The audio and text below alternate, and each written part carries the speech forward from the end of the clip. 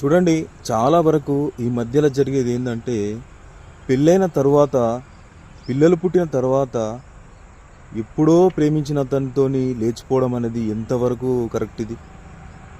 ఒక్కసారి ఆలోచించుకోండి ఆడవాళ్ళు.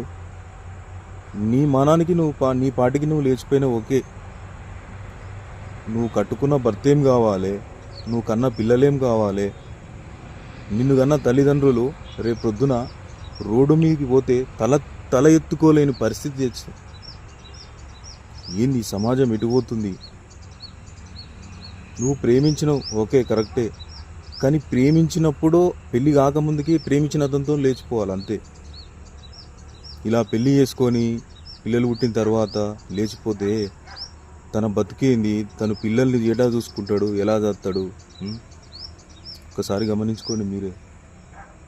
జీవితంలో ఇలాంటి తప్పులు చేయకండి. ఈ ఆడవాళ్ళు మెయిన్ థింగ్ ఏంటంటే మరీ ఓవర్గా రెచ్చిపోతారు ఈ మధ్యలో. భర్తను చంపేయడం, పిల్లలను చంపేయడం కామన్ అయిపోయింది అందరికీ. ఇలాంటి వాళ్ళను నడి రోడ్డు మీద నిలబెట్టి కాల్చేయాలా లేదా నరికేయాలా వీళ్ళు అంటారు. అప్పుడే కొంతవరకన్నా మారుతారు. అంతేనా కదా?